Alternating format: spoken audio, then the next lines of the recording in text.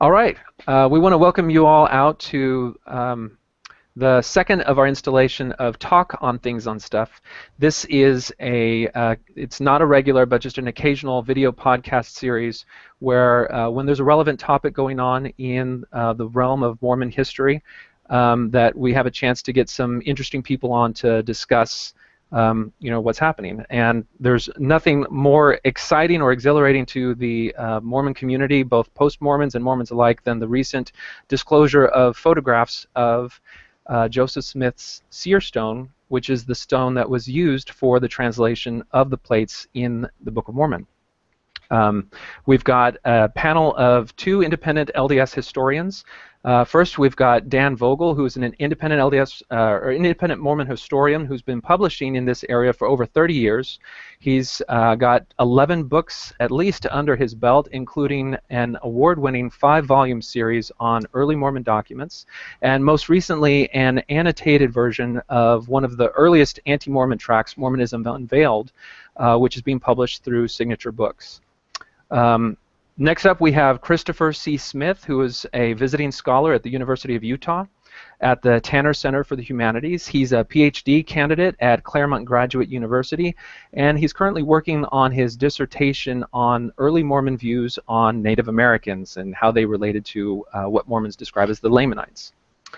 What we want to do in this discussion is take a little bit different perspective than you may have heard on some of the other podcasts around this topic. You can see that there's been some discussion at the Mormon Matters podcast, as well as a conversation that LDS historian Richard Bushman had with Trib Talk. And they're taking what is mostly a fairly sincere perspective on Joseph, giving him the benefit of the doubt of what he claimed with his divine experiences.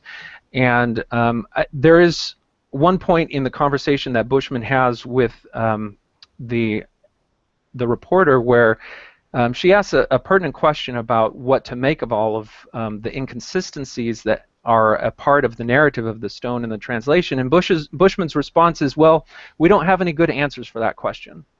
And for a lot of us, when we examine this issue, there is a good answer. And when there are all these conflicting stories, ultimately something that we're forced to confront is the possibility that there may have been an element of deceit or con or fraud going on with the activities that we see. And so what we want to have in this discussion is a little bit of a look at the activities between Joseph Smith and his compatriots from the perspective of, does this fit the pattern of a con artist? I'm trying to not offend people that still hold Joseph Smith as a sincere prophet, but we want to acknowledge the reality that there are people who will go out and con people who are sincerely holding their beliefs.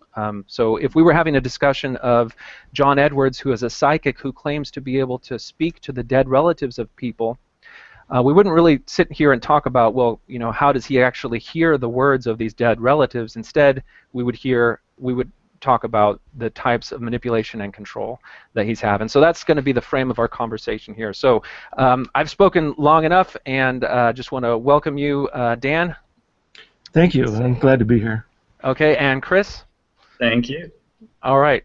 So Dan, you've got kind of the longest track record of looking at the documentary history of the Peepstone. Can you set the stage for us a little bit about the 19th century New England America that Joseph Smith existed in terms of the culture of this folk magic tradition that Joseph Smith arose in? Well, folk magic, refers to not the occult necessarily, but maybe what some people call white magic or Christian magic. A lot of the books are written in the context of belief in the Old and New Testament, and it's just a heterodox version of Christianity, one that isn't orthodox or a part of the mainstream. So we shouldn't demonize the use of seer stones either, even though seer stones are not mentioned in the Bible. They are mentioned in the Book of Mormon, though. And the the seer-stone has been used historically by occult practitioners as a focal point.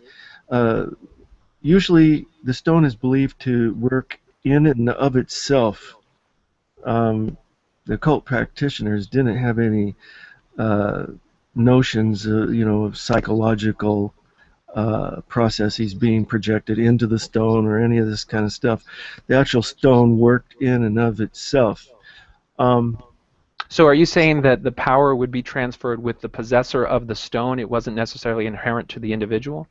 well, you had to be in a certain frame of mind, and you also, depending on what kind of practitioner and how heavily they were into, the ceremonial part of magic, which is a dividing line between Joseph Smith, Lumen Walters. Over here, they used ceremonial magic in accordance, with the writings, books, and magic circles, to protect themselves from, uh, spirits that might attack them, or to call spirits into the circle.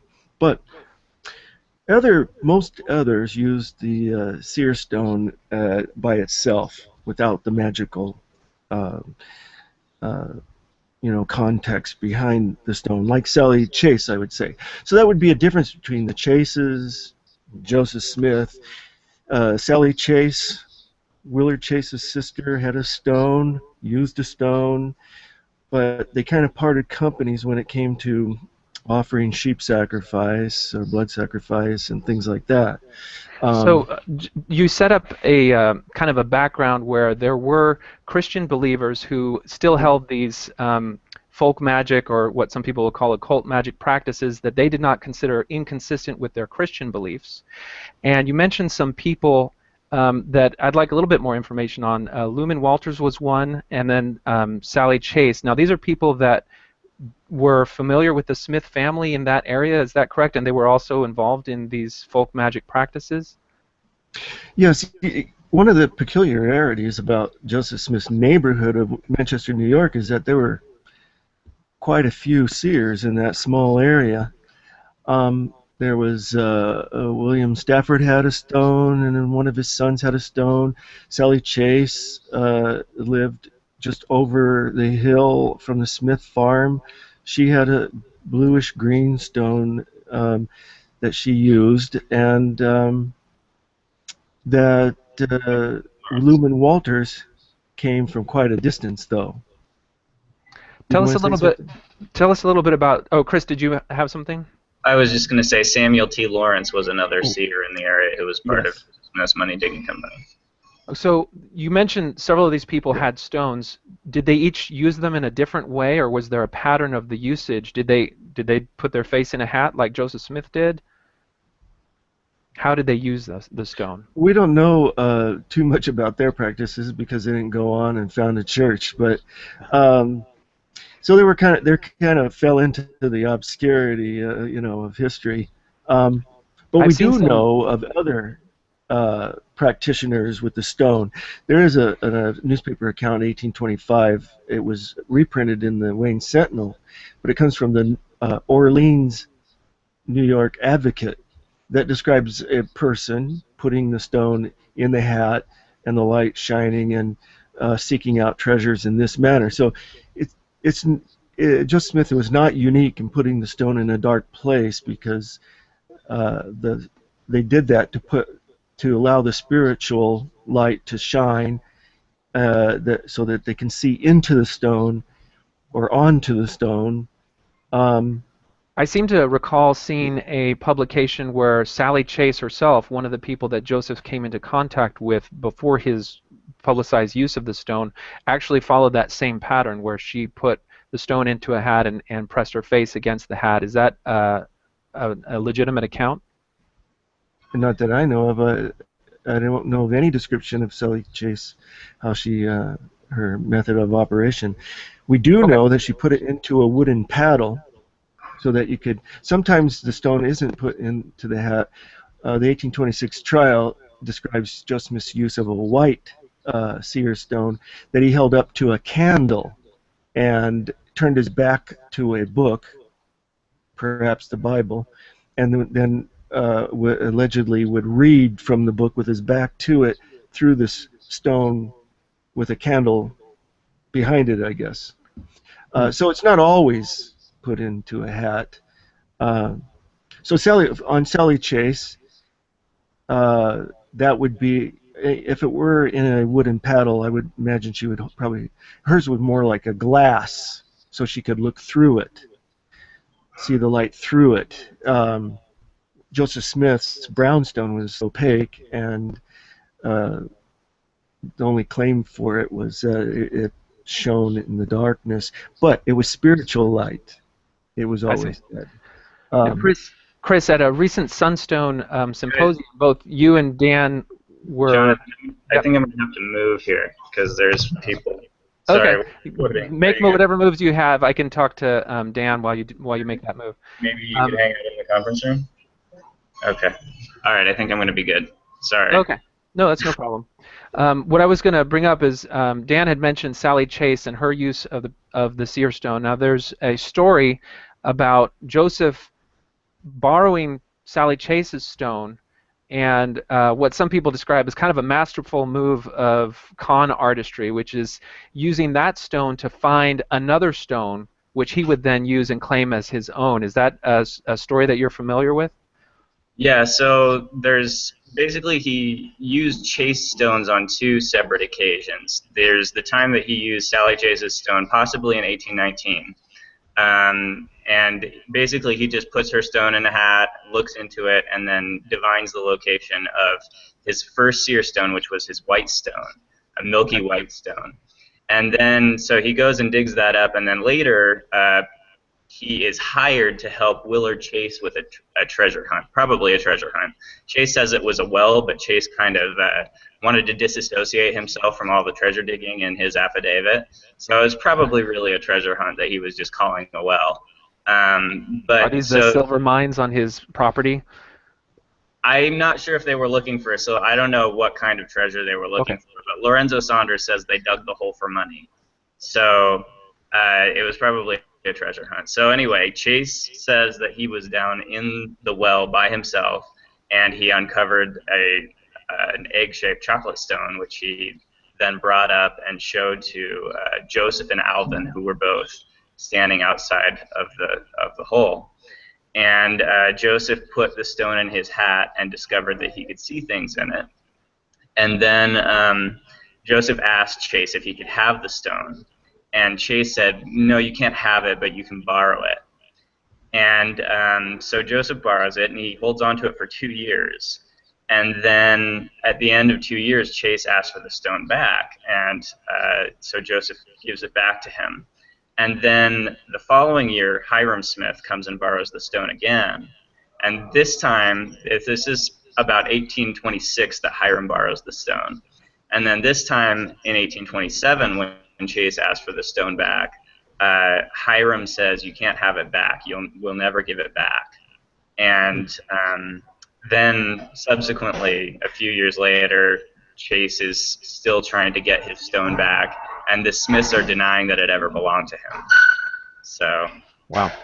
Yeah. So that actually raises a couple of questions. So now, previously, a lot of the discussions around one single stone. You mentioned that the story of him seeing a stone through Sally Chase's stone is for locating his first stone, and that's a white stone. That's the one that's described as having the shape of a baby foot, if I recall correctly.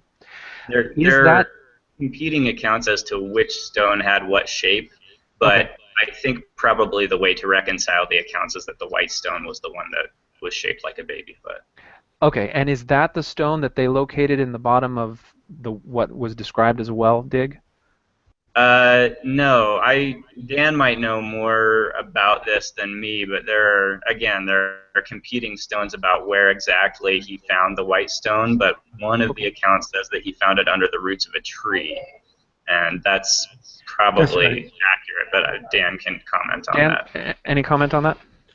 Well, the problem all starts with Pomeroy Tucker's history of 1877. Pomeroy Tucker and Lorenzo Saunders actually helped him write the history, but Pomeroy Tucker is the one that started the confusion by saying that Joseph Smith dug his stone out of the well, and it was a white stone shaped like a baby's foot. And the year was 1819. Well, we know that he dug the stone out of the well in 1822, according to Willard Chase, who is more reliable. Okay. So Quinn tries to reconcile that by saying that it was the white stone that Tucker's describing, and that it was really the one that he found on the shores of Lake Ontario.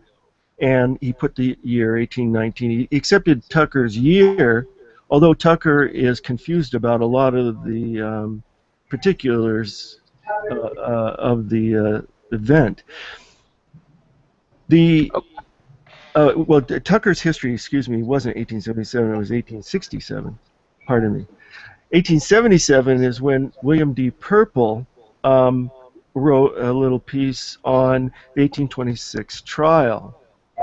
And he was there keeping notes of the trial, and so he may have been using notes and his memory, because he does get some facts wrong. But he says Joseph Smith displayed the stone, but he didn't say what color it was. He did say it was shaped like a baby's foot. Okay. And that Joseph said he got the stone because he looked into the stone of a neighboring girl and Sally saw, Chase. Yes, we surmise that it's Sally Chase. He didn't know the name, and that he made his trip to Lake Ontario and dug near a root of a tree that he saw in the stone, and there he discovered his seer-stone, a special seer-stone that he used. So this could be the white stone that he discovered, but the year I wouldn't be so dead set on 1819. I'm not sure, because Pomeroy Tucker doesn't get the other facts right. So, okay. Chris, can you mute your mic when you're not talking, just because there's some ambient sound that's yeah, I'm sorry about that. I thought I was going to be alone in here, but that's okay, because the building closed, but apparently everybody has access anyway. Yeah, it's a party on the weekend, so.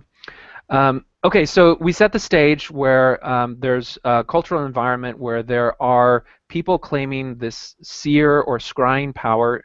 Different people have their different stones. We talked about Sally Chase. She has a stone. There was an individual named Lumen Walters. Can either of you comment on him? Because he's a less well-known name, but there is an early connection with Joseph Smith and this individual by the name of Lumen Walters. Dan, do you want to have a crack at that, or Chris? I think I'll let Dan talk about that, because I don't really know that much about Walters. Unfortunately, there's not that much that's known. Yeah, there isn't that much known about Lumen Walters, but he apparently went to Europe, and that's where they surmise he got a lot of his occult knowledge. But he is described most prolifically by Abner Cole, the local newspaper man and a justice of the peace. And Abner Cole happened to own property that the Sanders family lived on, and where there's this hill on the property it's now called Miners Hill, because of the Miner family lived there, and now the road is called Miners Road. But this hill is where Joseph Smith dug, or other people actually dug, but his father in particular, and Alvin and Willard Chase dug on the eastern side of this hill. They dug a tunnel into the hill before anything happened on the hill Cumorah. This is because it's Alvin. It's before his death, in November 1823. But so Lumen Walter, they hired Willard Chase and Alvin Smith, Joseph Smith's older brother, hired Lumen Walters to come and search for the treasure on this hill that they supposed was there. Did they hire And him as a digger, or did they hire him in the capacity of yeah, being able to see things? no, as a scryer. Okay. Um, and And this is and prior to Joseph or his father or any of them claiming any of the scrying powers for themselves.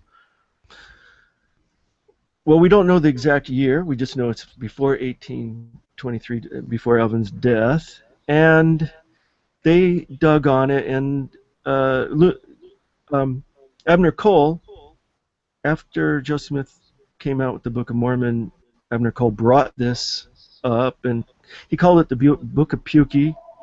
And he wrote in this real sarcastic manner, and described Lumen Walters and his rusty sword and drawing a magic circle and going around the circle reading from a Latin book of some kind, these incantations and to keep the spirit out. And he had a stuffed toad. He had all the trappings of a folk magician. And Right. they dug, and of course they never found any treasure. Um, but according to Lorenzo Saunders, they discovered that Walters had duped them, and they didn't believe in Walters. Then Abner Cole says, and then the mantle of Walters the magician fell on Joseph, young Joseph. And Joseph then looked into a stone, and he sees that there's an Indian chief sitting on a golden throne in the hill, not literally, but at one time, and that there's some sort of golden treasure there. And the father, Joseph Smith Sr., starts digging.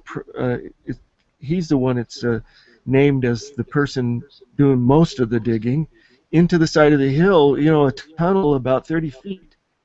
Before they gave it up and abandoned it, and they put a wooden door there to keep people out. And Lorenzo Saunders says that he was the one that went and took down that door right after his father died.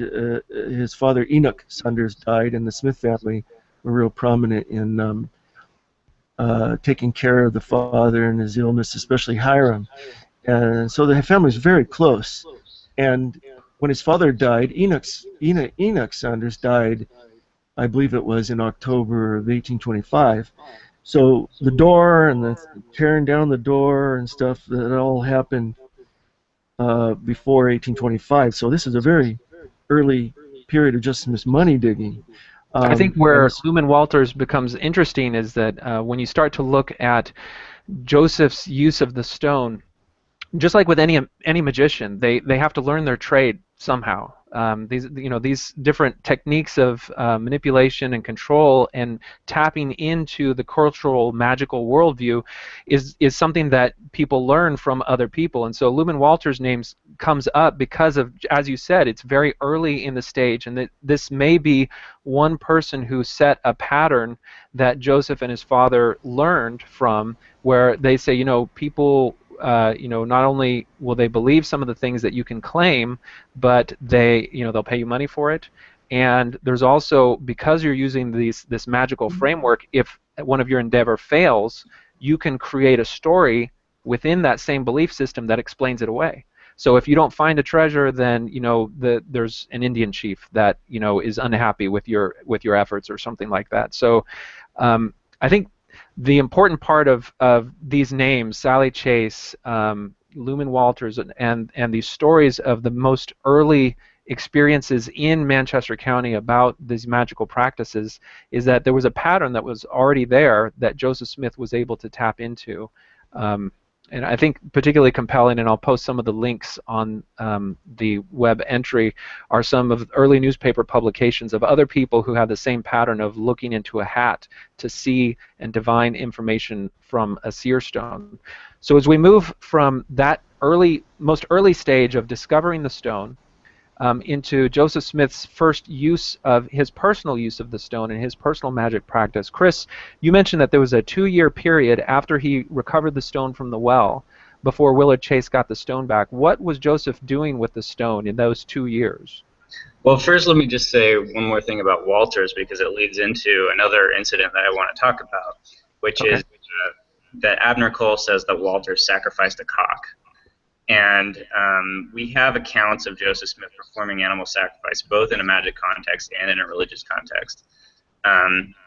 In the religious context, there's Wandel Mays who says that Joseph commanded Brigham Young to go purify himself in the Kirtland Temple by sacrificing a lamb. And then John C. Bennett says that after Sarah Pratt rejected his marriage proposal, he was required to perform animal sacrifices to atone for that sin. And then, of course, Joseph preaches in 1841 that animal sacrifice is going to be restored, and they talk about building a room for it in the Salt Lake Temple when they go west and things like that. So this is all provides some credibility to an account by Joshua Stafford, who talks about how the Smiths wanted a sheep from him, a black sheep, so that they could sacrifice it. And William Stafford says, I think it was William Stafford that they borrowed the sheep from. He says, they devised a scheme by which they might satiate their hunger with the mutton of one of my sheep. They had seen in my flock of sheep a large fat black wether. And then so they ask to have this sheep so that they can sacrifice it and get some treasure. And so they cut its throat and lead it around in a circle, making a magic circle by having the blood sprinkle on the ground in a circle. And then there was some mistake in the process, and so it didn't have the desired effect. They didn't get the money, but the Smiths end up eating the sheep for dinner. And, and when you understand how poor the Smiths were, I mean, there's an account by Stephen Harding who says that he visited the Smiths in 1829, and they had rye bread for dinner. That was all they had for dinner. And Lucy remarks, well, if I'd known I was going to have a visitor, I would have brought out my nice white flour. And there was only one candle in the whole house, and they used it up that night. And she said she thought she had another one somewhere, but she couldn't find it. So, I mean, these were poor people who probably didn't have a lot of protein available to them. And so getting sacrificed sheep is one way that they can potentially get some protein to feed their family. That's an excellent point. The other part of the sheep sacrifice and the ritual involved with these treasure hunts is that for somebody, if we suppose that Joseph Smith or somebody acting like a seer was in fact committing a fraud, then they would need to have some reason why they didn't find the treasure that the person said is right under the ground. And so if there's an elaborate ritual that you have to perform in order to make the spirits go away so that you have access to the treasure, then it's very easy for you to say, well, you didn't perform the ritual exactly the right way, and so we don't have access to the treasure. And that way you retain your authenticity as a spiritual guide or a diviner, but you don't have to produce a treasure. And that's the exact sort of story that we see a few counts of Joseph acting as the scryer for. Is that correct? Right, all of those ritual trappings really provide a lot of opportunity to sort of excuse the failures. Yeah. You were going to mention how there was this aspect of Lumen Walters with the sacrifice of the cock. So Walters may have been the person that introduced the animal sacrifice into their own ritual? Yes, exactly. Okay. We were going then into the next phase of Joseph's use of the stone. He has the stone now that was recovered from the well, and what does he start to do with it on his own in those 2 years that he originally has possession of it? Dan or Chris, either one of you, if you want to chime in. Well, we've already mentioned with Walters, the mantle fell on young Joseph, and one of his first projects was a hill on their own farm that is described by Tucker in 1858 in the newspaper and again in his book. Then he went to the next hill, which is the Old Sharp, it's called. And there on Old Sharp is where they offered the lamb that Chris mentioned. And Okay. then they went to the next hill, Miner's Hill. This is like the third hill from the Smith farm going east, you know.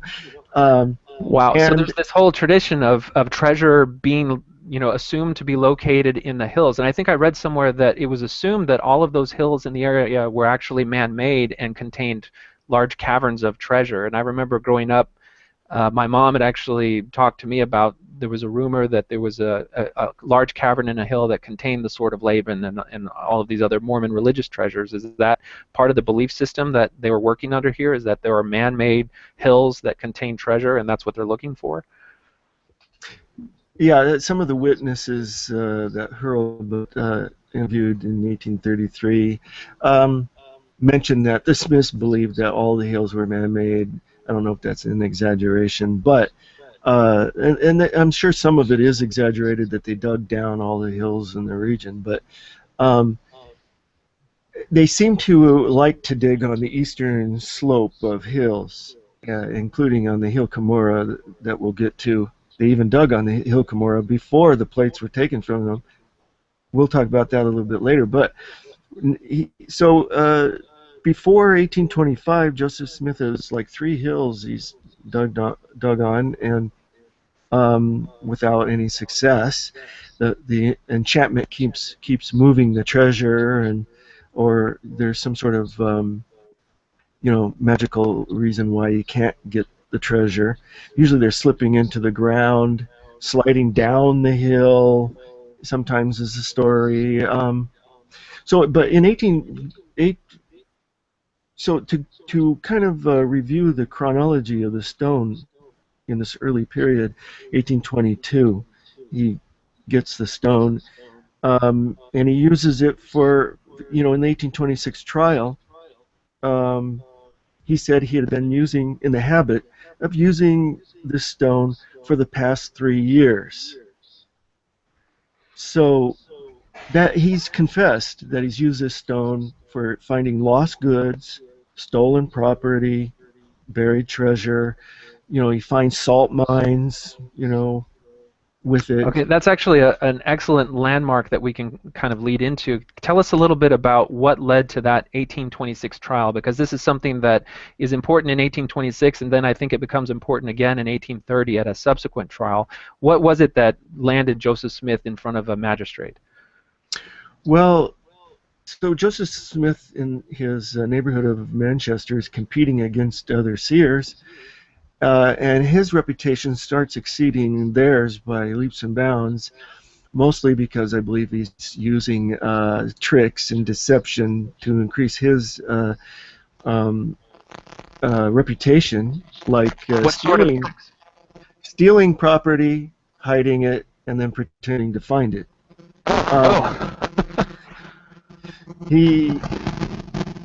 I'm getting some breakup here. Are you hearing me? Yeah, I can hear you. You just made a remarkable claim that sounds like an anti-Mormon lie. There's no way to steal treasure and then pretend to find it.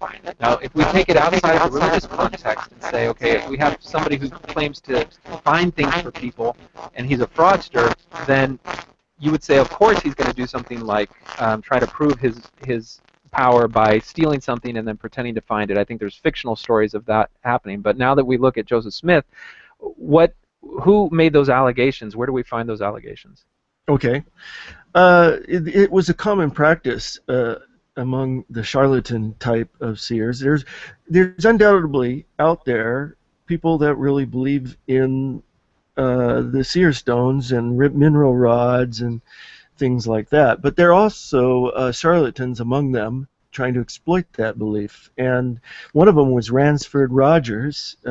Ransford Rogers was up in New England and New Hampshire area, and he would travel from county to county with a scheme. Say he would go into, let's say, a bar, local saloon or whatever, and start bragging about his ability with the mineral rod, and undoubtedly there's in every county had a story of somebody that had buried their money. There weren't banks back then. They would bury their money in their backyard or somewhere, and then they would die.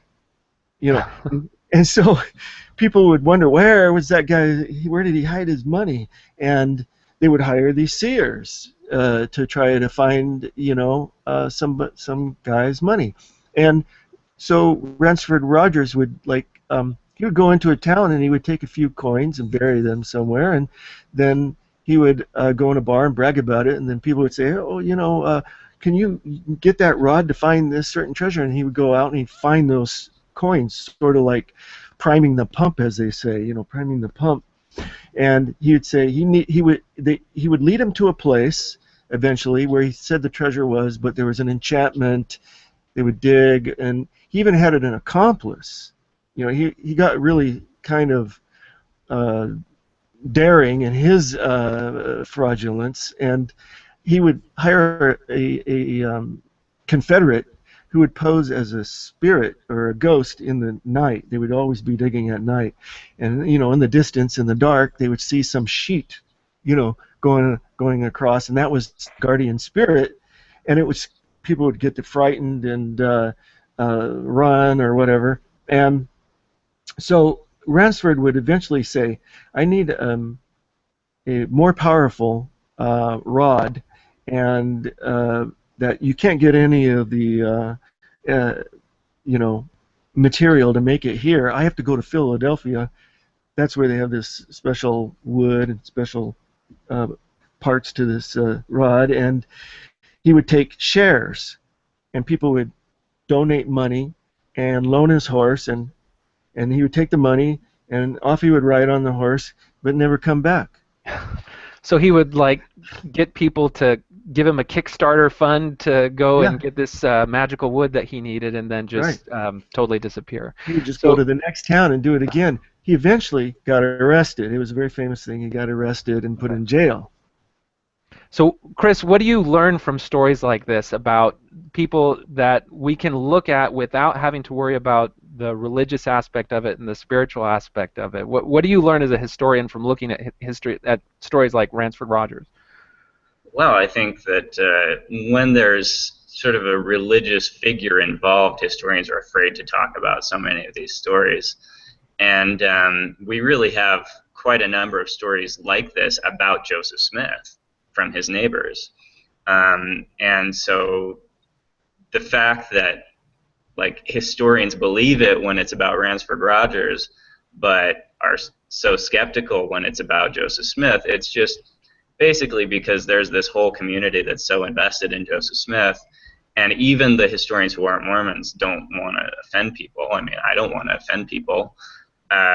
I recently presented at Sunstone on Joseph Smith as a con man, and I have to admit I was kind of terrified to get up there and say the things that I said because, you know, like I said, I don't want to hurt people. And even in an environment like Sunstone where everybody is probably already well down the road of being disillusioned about Joseph Smith, there were people in the crowd who were, you know, fairly offended by what I had to say about it. And so I listened to that presentation, and to your credit, you did a remarkable job of presenting some pretty controversial things, but the point you made at the end I think was particularly good, and that is that regardless of whether you believe all of these terrible stories, you can't deny the fact that you know, Mormonism and Mormon culture and the people, you know, are something special. And we all have very good friends that are very sincere, very devout, and are just tremendously good people that you really enjoy having as a part of your life. And I think that's something I don't want to lose in our conversation here, and that's whether we're talking about, you know, a known con like Ransford Rogers or Joseph Smith or anything. There's a difference between people that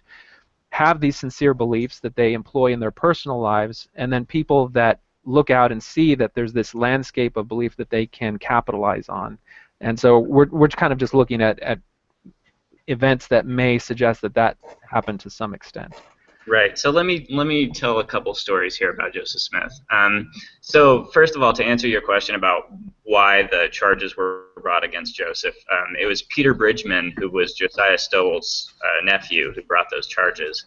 And he brought the charges because Joseph Smith had been working for Stowell, drawing apparently a fairly decent wage, helping him locate a Spanish gold mine. And this is something that Joseph Smith apparently did on and off for quite some time. So, you know, later Joseph sort of makes it sound like he wasn't that involved in money digging and that he never really made any money out of it. Well, he did make some money out of it. Doesn't he paint his history as though his involvement was primarily as a digger, not as the actual seer or scryer? Exactly, yes. In the canonized Joseph Smith history, he says that the Stowell hired him as one of his hands to dig for money, and that this is how the story of him being a money digger arose. Well, first of all, it's not how the story arose. I mean, he was involved in so many other money digging things well before he worked for Stowell. But secondly, he wasn't just a hand, holding a shovel. He was there in his capacity as a seer, and Stowell brought him a very long distance, specifically for his expertise as a seer. But let me tell a couple other stories here that also sort of show how Joseph Smith either benefited or intended to benefit from these performances. In one case, there was a box of gold watches, and they went digging for it, and they didn't get the box of gold watches. But later, according to Joshua Stafford, Joseph Smith was a little bit drunk, and he told Stafford that, in fact, he did have the gold watches. He had obtained the gold watches, and he needed Stafford to stand security to buy him a horse so that he could take the watches to the east to sell the watches. So potentially he stood to get a horse out of this deal. On another occasion... just to clarify, so in the last one, he claimed that he was there searching for a box of gold watches, and then he told Stafford that he had located the box of gold watches but needed to obtain a horse to go sell them. Is that what you're saying? Yes, yes. And so then the idea was that Stafford would gain from, if Stafford provided Joseph with a horse, Joseph would go and sell the watches and then share some of that profit with him. Is that how Stafford fit into it? Yes, exactly. Okay. And this could very easily have been a Ransford Rogers kind of situation where Joseph would disappear with the horse. Exactly. Yeah. On another occasion, Peter Ingersoll loses some cows, and so he gets the Smiths to help him look for the cows, and Joseph proposes that he's going to sort of, actually it's Joseph Smith Sr. proposes that he's going to use his stone to find the cows, and so they go out and look for the cows, and later they come back and, show Peter Ingersoll that they found the cows, but the cows have been milked out. They've been milked. So Ingersoll feels that they have stolen the milk and then returned his cows to him. Now, is this an example of Joseph Smith Sr. Kind of capitalizing on the marketability of the claims of Joseph as seer, and so he's kind of acting as an intermediary, getting some business for him? No, in effect, the whole Smith family was involved in this seeing. So Joseph Smith Sr. himself had a stone that he felt he could see things, or made the claim to be able to see things? Yes, yes. And in this case, it was Joseph Smith Sr. who does the seeing. Okay, and does this predate Joseph Smith's acquisition of his own stone, or is this around that same time period? No, this is probably mid-1820s. Ingersoll doesn't actually give a date for it, but. Okay. And then when Joseph Smith, now if it's okay, we can sort of get into the gold plates. Does the trial predate the gold plates? Where does the trial fit into that? Well, it predates the actual obtaining of the gold plates, but the Smiths were talking about the gold plates throughout the starting in 1823, apparently. Okay, so we assume. What's the best guess of the date that he obtained the stone? The stone he obtains in 1822. So he starts talking about the plates shortly thereafter. Okay, so he obtained the stones in 22, and then the gold plates start to be a rumor or things that they mention, but they don't, at this point, they haven't claimed to have acquired the gold plates, just that they exist somewhere and that there's an ancient record. Yes, exactly. Okay, so you mentioned that he was brought to trial by the nephew of Stowell, is that correct? Josiah Stowell, yes. Okay, and I know that the church, there was no record of this. All we had was the account that Dan mentioned by a gentleman by the name of Purple that was in the news, that we had a news article of. What other record do we have? Because there was, along with these pictures of the new stone, there were some other interesting items that showed up at the Joseph Smith Papers project. What other record do we have of this trial, Dan? Can you talk about that? Yeah, I'd like to back up just a little bit. Sure. So 1822 is when he gets his stone. 1823, he claims to have discussions with Moroni in his official history, which some of his early followers linked with Treasure Guardian, and You're talking according about to the experience where Moroni appears to him in his room in the in his upper. room, In the upper. yes, Okay. 1823 September, uh, he, according to some accounts, including Martin Harris, that says that Joseph Smith used the stone to locate the plates in the hill. So he's using the stone in conjunction with the plates and discovery of their exact location. Okay, hold on. I got to stop you on that one because this came up in some of the other discussions. Yeah. I grew up a Mormon, and the story was not that Joseph located the plates with a stone. It was that the angel directed him where to go. Are there conflicting stories of that? Did he use the Yeah. stone to locate the plates? Tell us about that. No, in his history, 1838 official history, he just says that to his mind was given the location of the plates so that when he visited the spot, he knew the exact location. Well, this is the very same thing he did when he found his first seer-stone when he's using Sally Chase's stone, right? Yeah.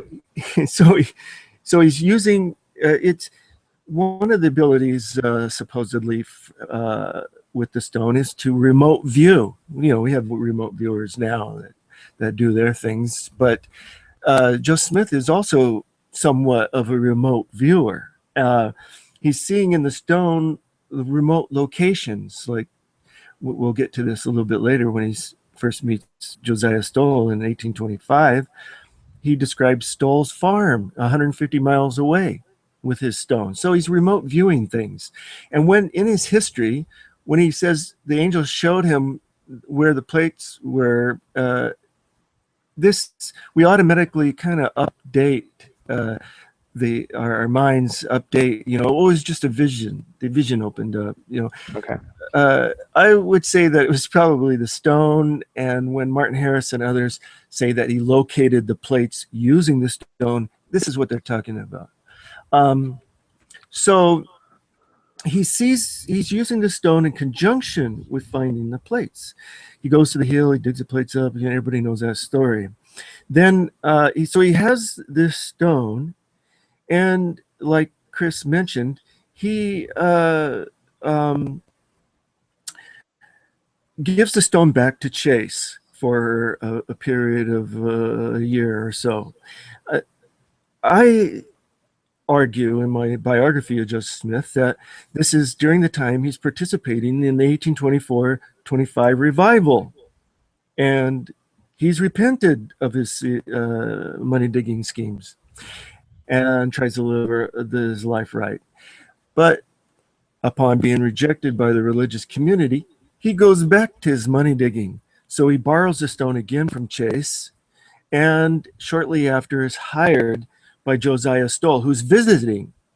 Now, Josiah Stowell hires Joseph Smith. Joseph Smith in his history mentions that. Lucy Smith in her history mentions that Josiah Stowell came and hired Joseph Smith for his ability to find treasures. He had a certain key in which he could see things, Lucy says. Joseph Smith doesn't say the reason.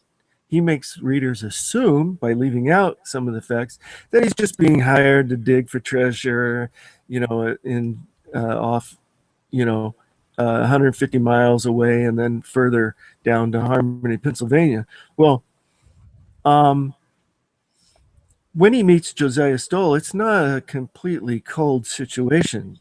He actually is introduced to Stowell by Stowell's son. Stowell's son lives in Manchester. That's why Stowell is there. He's visiting his son.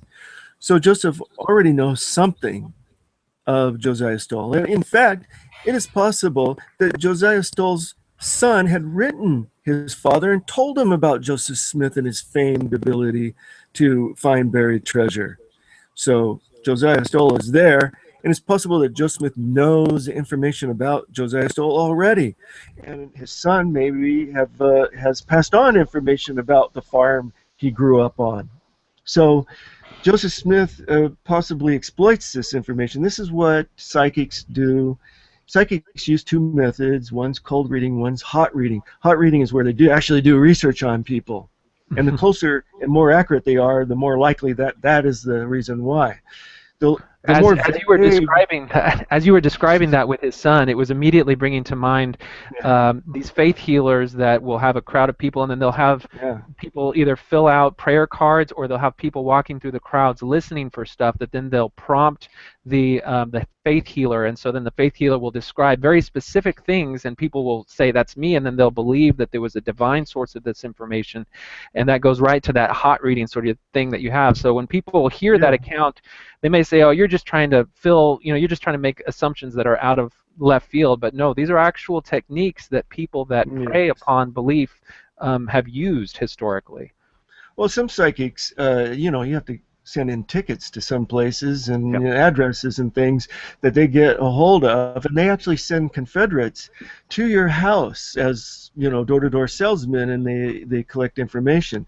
They used to have Confederates sneak out the back of the stage and do research on people that they saw in the lobby, and so there's a lot of motivation to do that. They are getting paid to do it. There's other techniques like cold reading, but the bottom line is that if Joseph Smith looked into his stone and described Josiah Stowell's farm 150 miles away enough that Josiah believed that he was actually seeing it,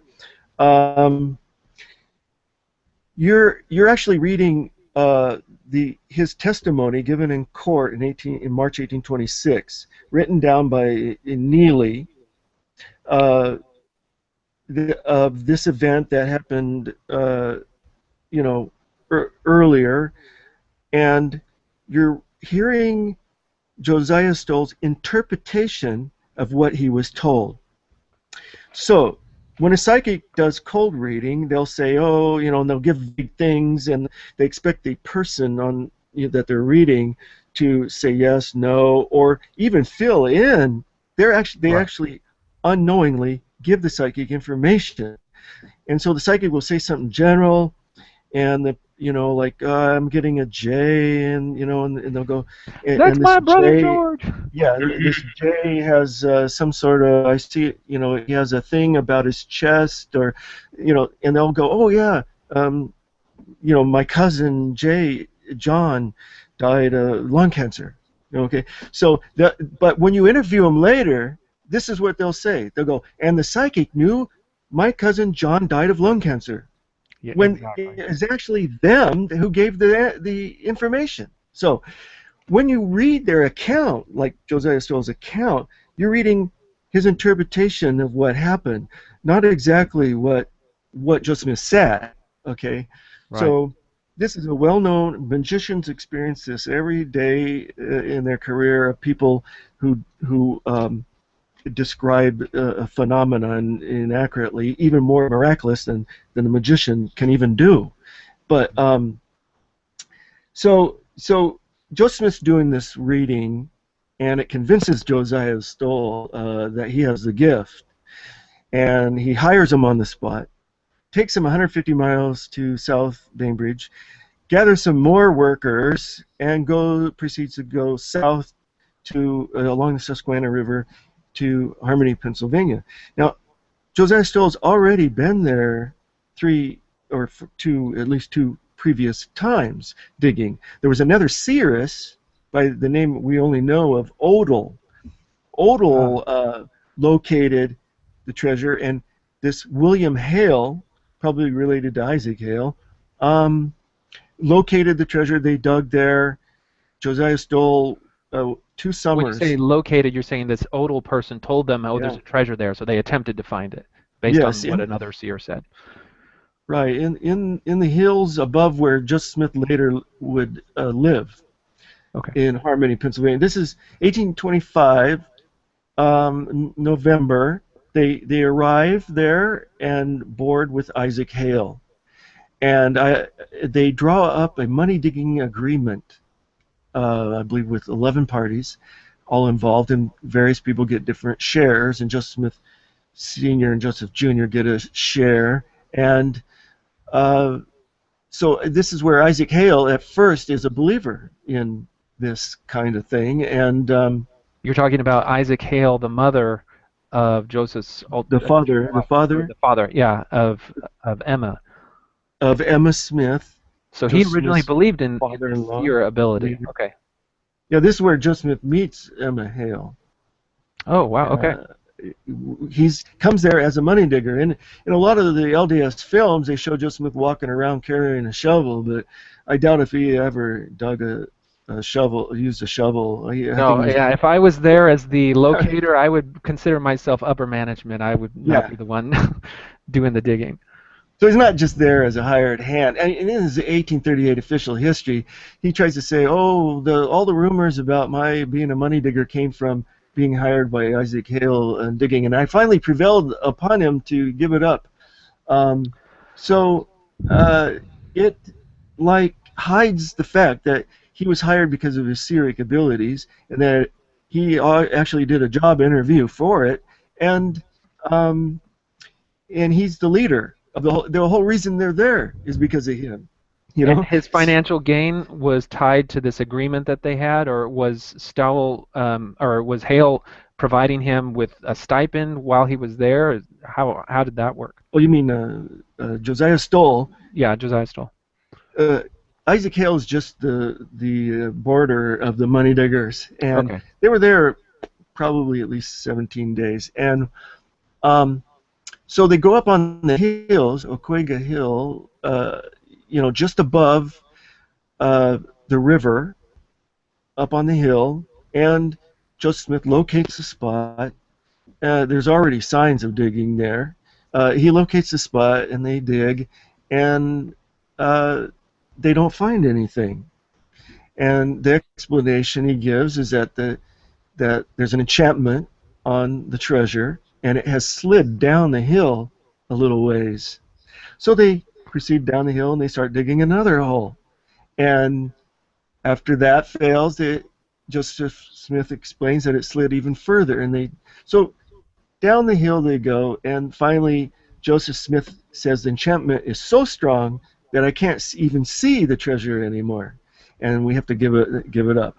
So they give it up, but Josiah Stowell is still a believer, and he hires Joseph Smith to go back to South Bainbridge with him to work on the farm. He goes to school during the winter of 1825-26, but he's also continuing his scrying of treasures and salt mines, and the 1826. So he's actually living with Stowell, and Stowell's providing him food and board while he's doing all this. So he's getting certainly a tangible benefit.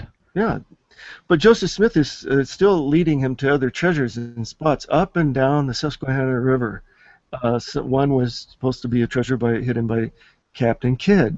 Another one was a salt mine, and these are all locations Josiah Stowell gives in his testimony at the trial. He names this hill, that hill, and you can find these hills, up and down. Wow. In Windsor County, which is where my family actually came from, and just above the county, just above Harmony's Windsor County. And then there's Colesville, where Joseph Knight Sr. comes from. And you go up a little bit further, and there you are, Josiah Stowell's farm right over the county line into Chenango County. And so he's digging, and there's several places around Chenango County on Josiah Stowell's farm that can still be seen. Holes dug in the back behind his house where it was. And Dan, I don't want your mouth to be hidden too much by your name tag there. If you want to readjust your camera there. I'm sorry about that. That's so Chris, true, Dan just painted kind of a picture where Joseph Smith has this guy who legitimately believes in his ability that he's now found a way to live off of. And what do you see these other things, these salt mines, these other potential targets of treasure, as how do those benefit Joseph? Do they? Well, evidently Stowell did pay Joseph a wage. But actually, what Dan has just talked about, it makes a good segue into what I want to talk about, which is Emma and Joseph's courting of Emma. George Smith, in his book Nauvoo Polygamy, talks about how not all of, but many of Joseph Smith's polygamous wives, the women that he married in Nauvoo, were women who he had lived with at some point previously as a boarder, or they were his boarder, or they were a house servant, or something like that. Or he was foster parents with them, or something like that. Right. So it's interesting that Joseph Smith boards with the Hales prior to his eventually marrying Emma. And it's also interesting that he uses a similar kind of manipulation to marry Emma that he uses with some of the later wives. It's this profoundly unromantic courtship, because essentially he comes up with, well, first of all, he gets Samuel Lawrence to take him out there. He tells Samuel Lawrence that there's a mine out in Harmony, the vicinity of Harmony, and so Samuel Lawrence takes him out there, and then Joseph spends his entire time courting Emma, and they never get around to actually looking for the mine, and Samuel Lawrence is fairly miffed by this. And then terribly romantic. What are you talking about? Well, yes, well, and then Joseph uses a similar manipulation to get back.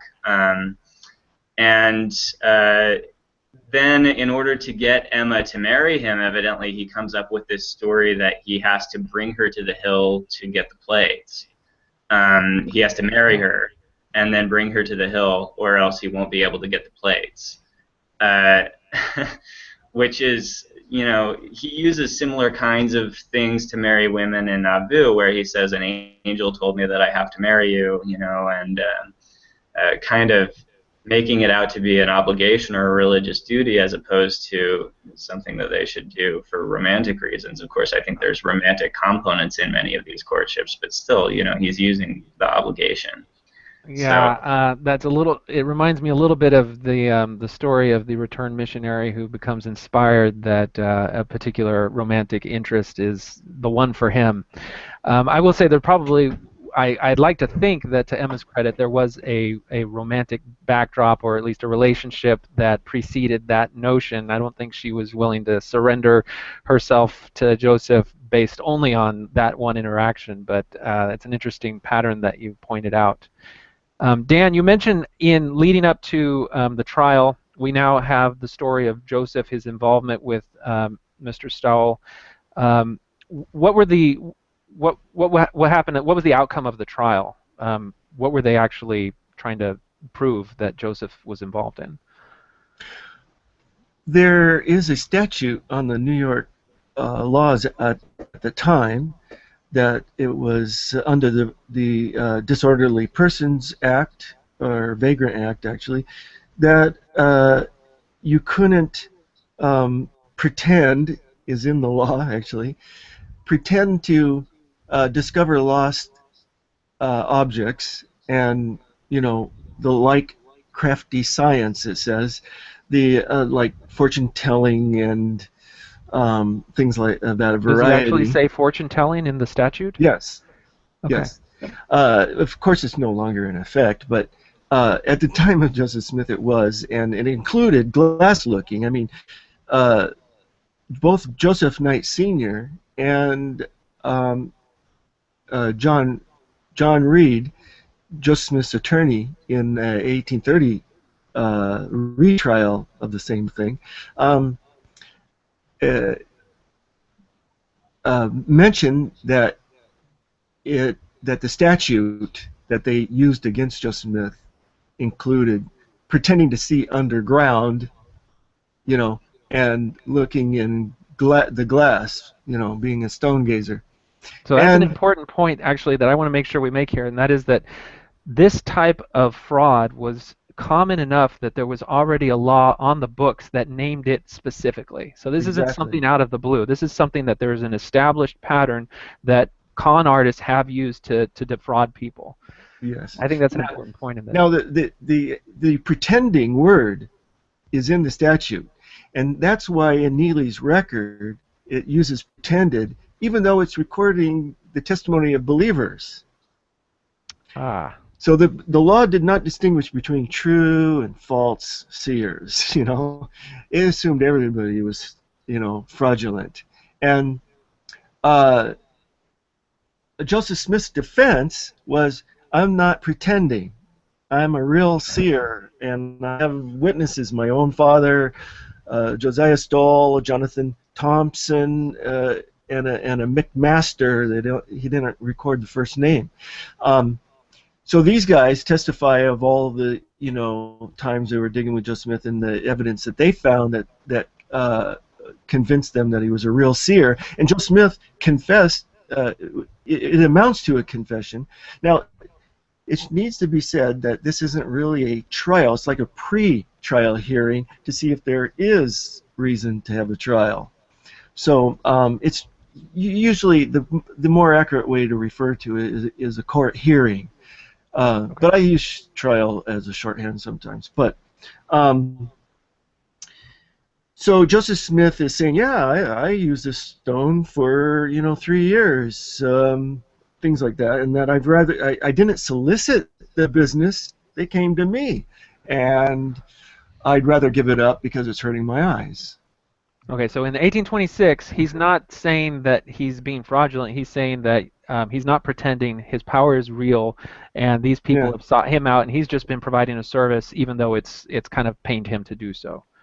Right, and so it amounts to confessing guilt. Actually, the way Neely would have heard it was guilty. You're guilty.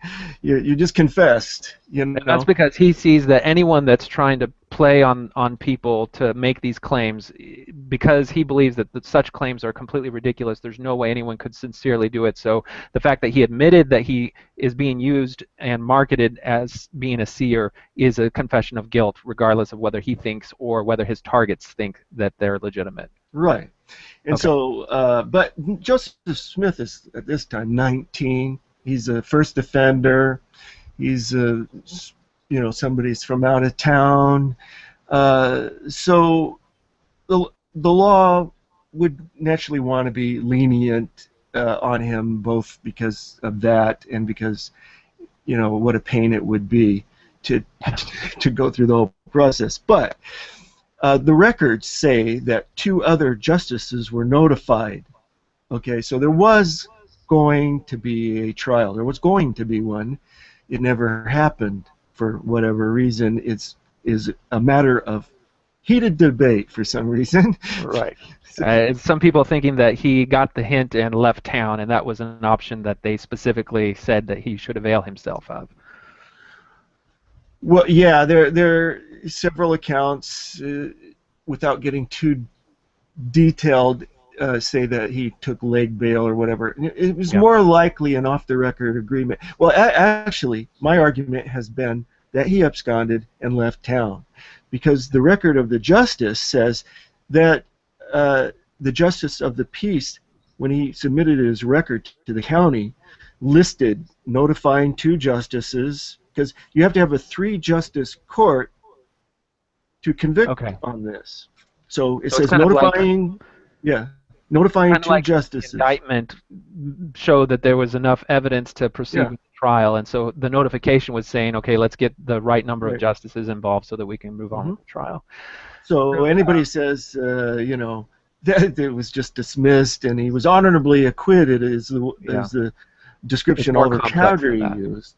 Oliver Cowdery said honorably acquitted in 1835 history. So, so notifying 2 justices, and then it says travel 10 miles to take him or arrest him. Where was he? Well, my interpretation is that he left over the county line and went to Joseph Knight Sr.'s house in Colesville. And the justice of peace went there, retook him, rearrested him, took him before Judge Neely, and an off-the-record deal was made. And if he were to be convicted, so Neely could have said to him, look, if there's a trial, you're going to be convicted. And you know that. That's why you ran. So let's make a deal, off the record, without any mess and any further cost to the county.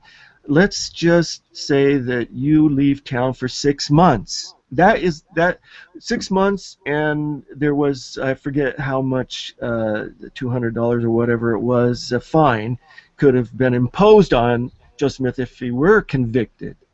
Well, so Joseph Smith leaves and never comes back to South Bainbridge for a little over 6 months, because he goes and courts Emma, takes her to South Bainbridge, and marries her in South Bainbridge. Now, if he had been convicted, and a larger conviction, or he didn't have any agreement with the Judge Neely, he would never have dared go back and get married by another justice of the peace in that same county. So that is my reconstruction.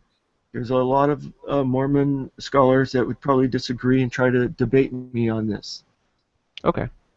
So so now we have this picture. We've got a sense of his activities that ultimately got him in a little bit of trouble. He went and took part in this judicial proceeding. You were going to mention, Chris, where the gold plate started to take a prominence, and we're kind of moving into a different phase now of the stone. There's a little bit of overlap in these activities, as you mentioned, where he's already talked about the golden plates and the existence of this ancient record, but now we're seeing where the stone is perhaps not being used primarily for treasure hunting activities, and maybe moving into where its focus is a little bit different. Tell us where you see this story leading us next. Right. Well, so in 1823, he has this experience where he's got this spirit or messenger or ghost or angel or something. The sources differ as to what exactly this was. But this being comes to him and tells him about the gold plates. And this is where, in some sources, he's named as Nephi, and in other sources, he's named as Moroni later on. Is that right? Right, right. And I actually think that Moroni may have been an earlier name, although it's really hard to tell, because in the earliest accounts it seems that the messenger isn't really named, and so he may not even have known who the messenger was at first, and the Moroni and Nephi identifications came later. So then it fills the role, like Dan mentioned earlier, where it's kind of the guardian spirit, which is part of this long-standing treasure hunting tradition, where when there is a treasure, there's a guardian spirit. So, and it usually is a spirit that has a connection to the treasure, whether it's an Indian brave that died during the burying of it, where there was a fight or something like that. And so in the story of the Book of Mormon, you would have what ultimately is the man who buried it in the first place. Right, and that seems probably to be the case in this case too, because in an 1830 interview with Fayette Lapham, Joseph Smith Sr. says that Moroni's clothes were bloody. And there's also the Joseph and Heal Lewis affidavit, which says that Moroni was described with his throat cut. And this is kind of a standard trope in treasure stories, that the spirit guardian is someone who was either killed or committed suicide or something in order to become the guardian of the treasure. And so he dies on that spot and sort of then haunts the locale where the treasure is located and protects it from grave robbers. I would say, Chris, that that is the treasure lore. They're usually bloody ghosts, bloody ghost stories. Now, with the Hale and Joseph Lewis account, I would not say that they're describing the Moroni story, but maybe the Spanish treasure, and they're conflating things from the Spanish treasure story that they know a lot better. They also say it was an iron trunk that the plates were in, so they're a little off on their details, and the year is 1879, quite a bit later, and they aren't. It's been quite a while. Hale Lewis was only very young, so I don't believe the Moroni was linked to a bleeding ghost. It didn't have to be a bleeding ghost, but I think it was. I think he was linked to a treasure guardian, a very familiar story that they would have expected. And Joseph speaking to his father and the other treasure seers in his environment, and the story is very familiar to them. Yeah, I mean, the evidence is obviously thin. Fayette Lapham also doesn't write down his interview until much later, although he's got so much detail there. I think he must have been working from some notes that he wrote at the time. But he could very well have been sort of putting that item about the bloody clothes into Joseph Smith Sr.'s mouth in order to make the story better fit sort of standard treasure lore. But in any event, it does seem to have been the case that Joseph was interested in Indian ghosts and Indian treasures, and so it's interesting that the Hill Cumorah, he seems to view that as an Indian mound, or a mound at least of an ancient American civilization that sort of gives birth to the Indians, right? Because they're sort of the ancestors of the Lamanites when you get to the Book of Mormon. And so this, in many ways, fits treasure lore, and many of the neighbors say that it started as treasure lore, that the Smiths viewed it as a money-making scheme initially, that it was not religious until later. And so I think that you begin to see kind of a transformation of the story by 1827, 1828, where it's being framed in more religious terms. But early on, even Joseph Knight, who is a Mormon source, says that Joseph Smith talked about when he tried to get the plates, he set them down on the ground and then they slipped away. And so he made essentially a ritual mistake, and then the plates were sort of a slippery treasure that got away from him. So again, this seems to be treasure lore initially, and only later is it being transformed as really a religious quest, where the reason that Joseph failed to get the plates for several years was because he was too obsessed with them as wealth and as a potential source of money. And so it was a moral problem rather than a ritual problem. Well, what links the story to treasure lore mostly is that it is the spirit of a dead person that appears to Joseph Smith. Traditionally, in Christian theology, Jewish Christian theology, angels are not dead mortals. They're special creations of God. And once you get, Martin Harris and others called it a spirit. The spirit appeared to Joseph Smith. It isn't until 1838 that Joseph Smith uses the word, I believe, angel. Lucy says messenger.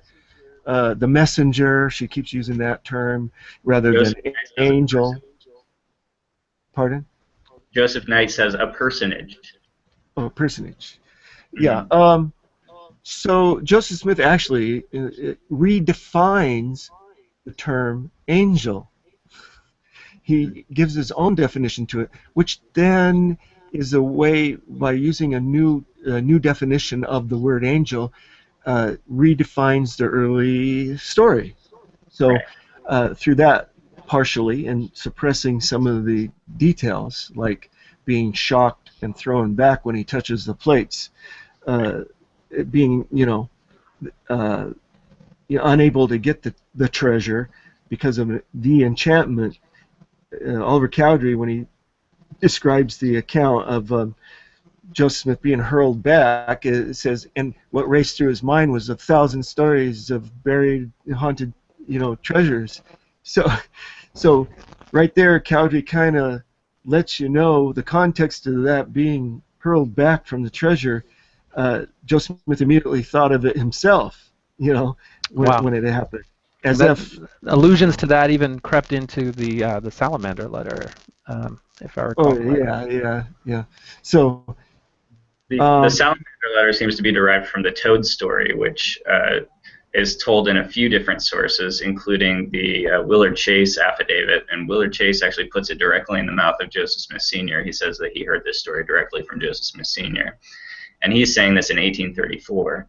Essentially what he says is that when Joseph went to the hill to get the plates and dug his hole, he saw something in the hole that was like a toad. It looked like a toad. And then the toad ends up sort of blasting him back. And it turns out that the toad is the treasure guardian. Well, Quinn, I think, or not Quinn, Hoffman ran with that like a toad, and he turns it into a salamander. That linking of a toad even makes its way back to that book of Pucei that associated Lumen Walters, where it mentions that he had a toad, a stuffed toad, with him as well. So going back in on kind of the progress of these things, we have the trial behind us, and kind of his treasure hunting is now diversifying into these gold plates. You described that it's originally presented in much of the same language and the same parameters as the treasure hunting, where there's an object of desire, in this case golden plates. What do we know about in the past we've talked about, whether it's gold coins or gold bars or gold treasures. Where does this concept of an ancient record or a buried book, do we have any sense of, was there any precedent to other treasure endeavors involving ancient records so that there was a treasure of knowledge in addition to a wealth element? Yeah, Peter Ingersoll says that Joseph Smith Sr. told him about an Indian book, lost Indian book, that was supposed to be in Canada. Certainly, there were all kinds of stories of lost books and lost records. People have talked about the poems of Ossian as kind of a parallel to Joseph Smith's discovery of the golden plates. Poems of Ossian were essentially forged, I believe it was Gaelic poetry, which kind of became like the national literature for a short time until people discovered that they were forged. Oh, really? Yeah, yeah. But it was a sort of a way of projecting Gaelic literature into the deep ancient past, because much like America, there wasn't an ancient Gaelic literature, and so in some ways it was a country without a past, and this was a way of sort of constructing a national past and a national history. And I think that Joseph Smith, to some extent, does the same. He's really appealing to kind of like a latent insecurity in the American consciousness about their lack of a history, because they're sort of comparing themselves to Europe and finding themselves lacking a little bit. And there were all kinds of endeavors during this period to construct a national history for themselves. And he's also, explaining the Indian burial mounds, which spawned all kinds of mythology and rumor. People have talked about, I believe it was Richard Bennett wrote a great article about Samuel Mitchell, who is the one that Martin Harris initially takes the Anthon transcript, so-called Anthon transcript, to have him analyze it. And Samuel Mitchell was a local. He had spent significant amount of time in Palmyra, and so Joseph Smith may have known about Mitchell and his theories about the mound builders, which essentially consisted of an ancient civilized race and an ancient savage race, kind of getting locked into a great race war, and the savages sort of wipe out the civilized race. And this seems to feed into the Book of Mormon. So yeah, I think that the mythology was there, and Joseph Smith was drawing on it, and that turning this from a treasure lore and a money-making scheme into something that appealed to religion and nationalism, and potentially even he had a Masonic component that he was initially interested in including in the book. I think that this is all sort of a way of giving himself a greater respectability. But there's still the money-making component as well, because he was going to sell a bunch of books and then make a lot of money that way. And Martin Harris, invests on the premise that he's going to make his money back and then quite a bit more from book sales. And all right, so move us into that phase. We want to make sure we kind of get to that point, understanding what the narrative has been to this point. How do we see the story of the golden plates evolve over time? We talked already about the personage appearing to him, who we later discover is the angel Moroni, and then he has to wait a period of time after he first is shown where the plates are. I think he waits 4 years, and during that 4-year gap is when he's involved with these peepstone activities that end him in trial. And so, well, let me stop you right there, because there's not actually a 4-year gap. There are multiple attempts to get plates during those 4 years. He's first told that he has to take his brother Alvin to the hill, and then of course Alvin dies, and so he's not able to take Alvin to the hill. And then he is supposed to take Samuel Lawrence to the hill. And Samuel Lawrence, Joseph does take him to the hill at some point, though possibly not on September 22nd. when he was supposed to take Lawrence to the hill. What's special about Samuel Lawrence? Why does he have to take him? He was just a money-digging compatriot, and at this point, I think Joseph Smith is still thinking of the obtaining of the plates as a money-digging activity that he's sort of doing in company with his buddies. I don't, he may have had other reasons for wanting Samuel Lawrence there, but was Samuel Lawrence, would he be considered a mark or a Confederate? Like, was he going to show?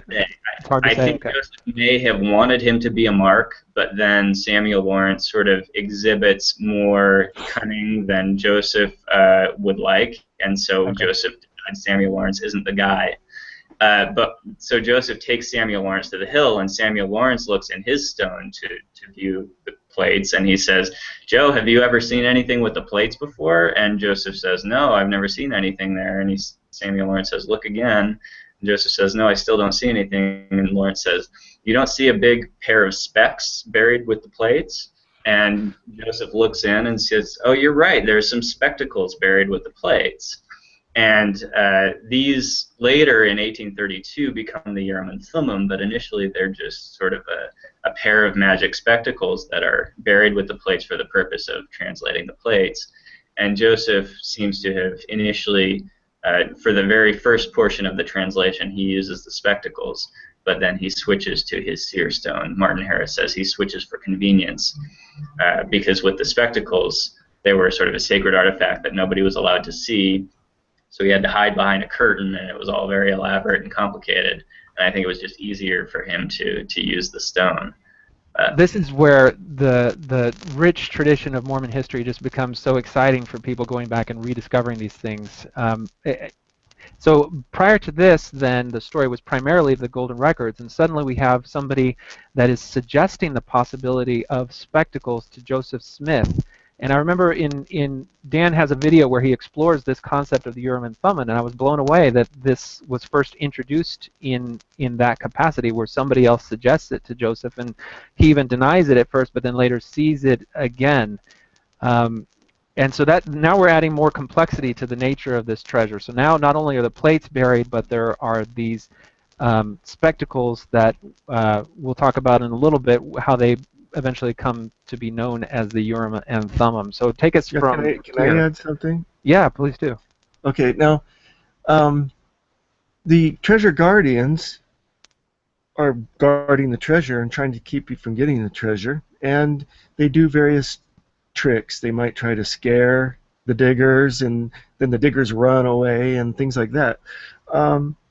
So the reason why Joseph doesn't get the plates the first time and doesn't get the plates the second time is because of this kind of lore he's playing on. He doesn't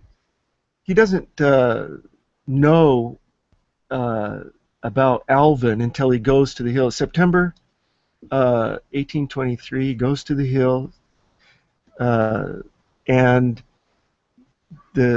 he comes home and tells his family he can't bring the plates because he has to wait a year and bring Alvin with him in order to fulfill the Spirit's wishes to allow him to get the plates. You have to bring your brother. So, but Alvin dies in 1823 in November, and that puts the end to the whole thing, according to what Joseph Smith was probably thinking at the time. That, okay, that's it, I can't bring Alvin. The odd thing is that when the next year rolls around, there is a weird story in the newspaper, the Wayne Sentinel, that Alvin's body has been exhumed from the grave. And it turns out that Joseph Smith Sr. puts a little explanation in the newspaper to explain why Alvin was dug up, because there were rumors that some grave robbers had dug him up, and for parts, medical experiment or some sort of thing. And Joseph Smith Sr., being distraught, had to dig up Alvin to make sure nothing wrong had occurred. Wow. The problem is that if the ground had been disturbed, it would have been obvious if such a thing had taken place. But so some people interpret that, especially Quinn does, that it's just a cover story for Joseph Smith Sr. Saying, "We will bring Alvin to the hill," or maybe part of Alvin to the hill, and so there is that. The story, the timing of the story, September of 1824, the year when Alvin was supposed to go, makes it very suspicious. And to me, that sounds like I would consider that strong proof that they believed in the magic that they were conducting. If they had to actually exhume the dead body of their son, their brother, to bring it to fulfill the requirements of the spirit. Well, so I think it shows that at least Joseph Smith Sr. is committed to this story, and Joseph Smith is speaking his language through this story in the plates. How strongly impressed Joseph Smith Sr. would be with this whole thing. So he fails in 1824, and according to the story Joseph Smith tells when he comes back, the failures, I don't believe there was a continuity of year. Joseph Smith made it sound like every year at the same time until 1827. I think the story was over in 1824. He revived it in 1827 after the money digging thing didn't work out, and he went back to the plate story.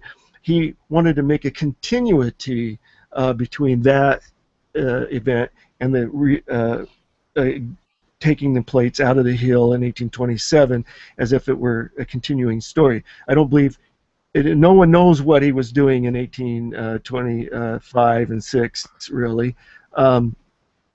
So that's my interpretation on. That's an interesting dynamic to it there, and then it's this concept of having to have a particular person there at the retrieval of the plates that I think Chris alluded to earlier about him.